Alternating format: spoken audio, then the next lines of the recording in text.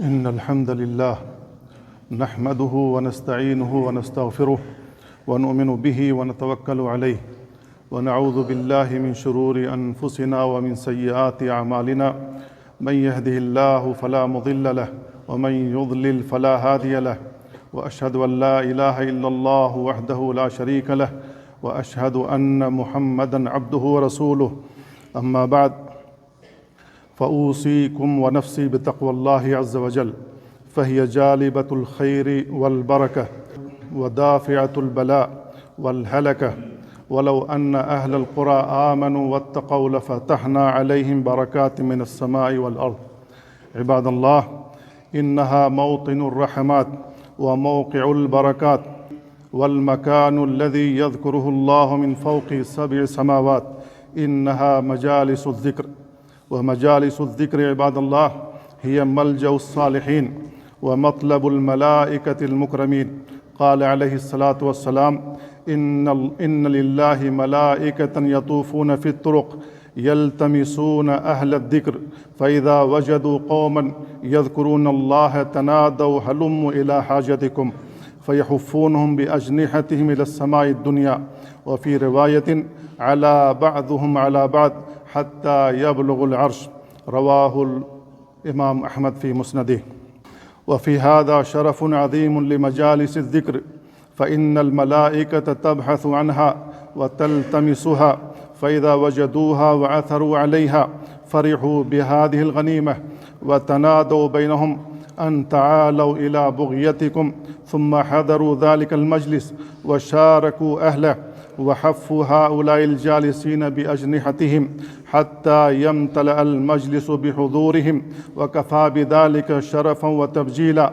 قال عليه الصلاة والسلام: لا يقعد قوم يذكرون الله عز وجل إلا حفتهم الملائكة وغشيتهم الرحمة ونزلت عليهم السكينة وذكرهم الله في من عنده. ومجالس الذكر يحبها الرحمن، لأن الله عز وجل يحب الذكر والثناء، ولهذا جاء في الحديث: فيسألهم ربهم وهو أعلم منهم ما يقول عبادي، قالوا يسبحونك ويكبرونك ويحمدونك ويمجدونك. قال ابن القيم رحمه الله: إن الله يباهي بالذاكرين ملائكته، وهذا دليل على شرف الذكر عنده ومحبته له، وأن له مزية على غيره من الأعمال. ثم يقول الله لملائكته: هل رأوني؟ فيقولون: لا والله ما رأوك. فيقول: وكيف لو رأوني؟ فيقولون: لو رأوك كانوا أشد لك عبادة وأشد لك تمجيدا وتحميدا وأكثر لك تسبيحا. وفي الحديث: فضيلة الإيمان بالغيب، وأن الاجتهاد في الذكر على قدر قوة الإيمان ومعرفة الرحمن، فإن من كان بالله أعرف كان منه أخوف، ومن أحب الله أكثر من ذكره. قال العلماء: أهل الذكر يتناول الصلاة والدعاء وقراءة القرآن والحديث ودراسة علم والاجتماع في الصلوات في المساجد. ومجالس الذكر عباد الله باب عظيم للغفران ودخول الجنان والنجاة من النيران، فإن الله عز وجل يقول لملائكته: فما يسألوني؟ قال: يسألونك الجنة. يقول: وهل رأوها؟ فيقولون: لا والله يا رب ما رأوها. فيقول: كيف لو أنهم رأوها؟ فيقولون: لو أنهم رأوها كانوا أشد عليها حرصا وأشد لها طلبا وأعظم فيها رغبة. قال: فمما يتعوذون؟ فيقولون: من النار. فيقول: وهل رأوها؟ فيقولون: لا والله يا رب ما رأوها. فيقولون: لو رأوها كانوا أشد منها فرارا وأشد لها مخافة. فيقول: فأشهدكم أني قد غفرت لهم. ومن طلب الراحة والسعادة والنجاة من الهم والكآبة فليبتعد عن مجالس الغفلة وليقترب من مجالس العلم والخشية. ففي الحديث أنه يقول ملك من الملائكة: فيهم فلان ليس منهم، إنما جاء لحاجة. فقال عز وجل: هم الجلساء لا يشقى بهم جليسهم.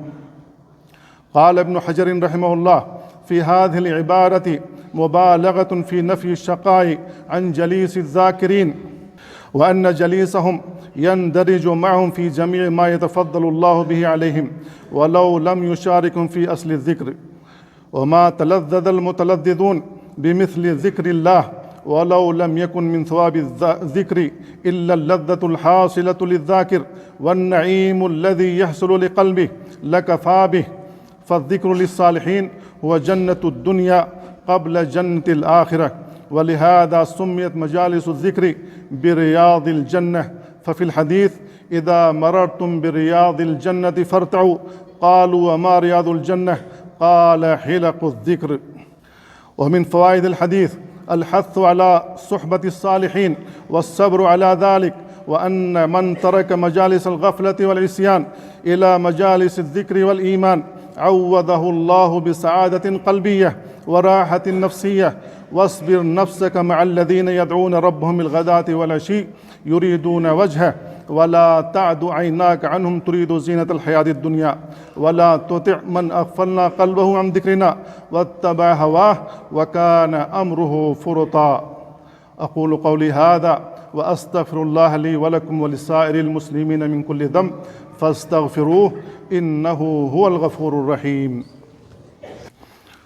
الحمد لله على إحسانه والشكر له على توفيقه وامتنانه، وأشهد أن لا إله إلا الله وأن محمدا عبده ورسوله.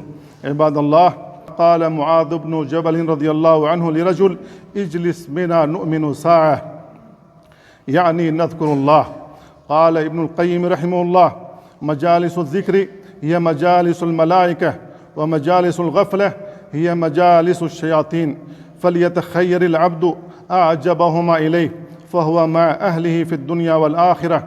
والذاكر يسعد بذكره ويسعد به جليسه، والغافل يشقى بغفلته ويشقى به جليسه. عباد الله، إن الله وملائكته يصلون على النبي يا أيها الذين آمنوا صلوا عليه وسلموا تسليما. اللهم صل على محمد وعلى آل محمد كما صليت على إبراهيم وعلى آل إبراهيم إنك حميد مجيد. اللهم بارك على محمد وعلى آل محمد كما باركت على إبراهيم وعلى آل إبراهيم إنك حميد مجيد. اللهم أعز الإسلام والمسلمين، اللهم أعز الإسلام والمسلمين، وأذل الشرك والمشركين، ودمر أعداءك أعداء الدين. اللهم فرج هم المهمومين ونفس كرب المكروبين. اللهم آمنا في أوطاننا، وأصلح أئمتنا وولاة أمورنا، ووفق ولي أمرنا وولي عهده لما تحب وترضى، وخذ بناصيتهما للبر والتقوى. ربنا آتنا في الدنيا حسنة وفي الآخرة حسنة وقنا عذاب النار. عباد الله، إن الله يأمر بالعدل والإحسان وإيتاء ذي القربى وينهى عن الفحشاء والمنكر والبغي يعظكم لعلكم تذكرون. فاذكروا الله يذكركم واشكروه على نعمه يزدكم ولذكر الله أكبر والله يعلم ما تصنعون.